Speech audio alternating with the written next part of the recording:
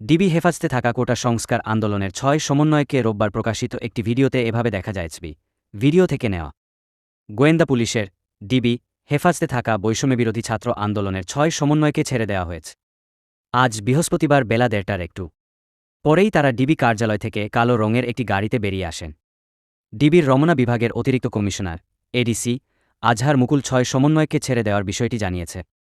আজ সকালে ৬ সমন্বয়কের পরিবার ডিবি কার্যালয়ের ভেতরে গিয়েছিলেন।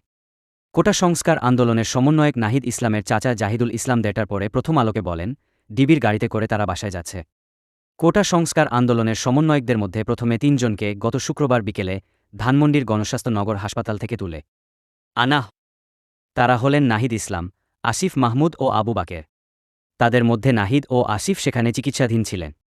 বাকের তাদের সঙ্গে ছিলেন। পরদিন সন্ধ্যায় সার্জিস আলম ও হাসনাত আবদুল্লাহকে নিয়ে আসে ডিবি। এরপর রোববার ভোরে মিরপুরের এক আত্মীয়ের বাসা থেকে তুলে আনা হয় নুসরাত তাবাসসুমকে। এরপর থেকে তারা মিন্টো রোডের ডিবি কার্যালয়ে আছেন। ডিবির দাবি, তারা নিরাপত্তাহীনতায় ভুগছিলেন, তাই তাদের নিরাপত্তা হেফাজতে রাখা হয়েছে। গত ১-৯ জুলাই মধ্যরাতে খিলগাঁওয়ের নন্দীপাড়ায় এক বন্ধুর বাসা থেকে নাহিদকে তুলে নেওয়া হয়। একদিন পর পূর্বাচল এলাকায় তাকে ফেলে যাওয়া হয়। নাহিদের শরীরের বিভিন্ন স্থানে ছিল আঘাতের চিহ্ন। এরপর থেকে তিনি হাসপাতালে চিকিৎসাধীন ছিলেন।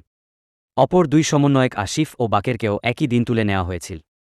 ৫ দিন পর তাদের দুজনকে চোখ বাঁধা অবস্থায় যেখান থেকে তুলে নেওয়া হয়েছিল, সেখানে ফেলে যাওয়া। এরপর থেকে আসিফ ও গণস্বাস্থ্য হাসপাতালে চিকিৎসাধীন ছিলেন। তার সঙ্গে ছিলেন বাকেরও।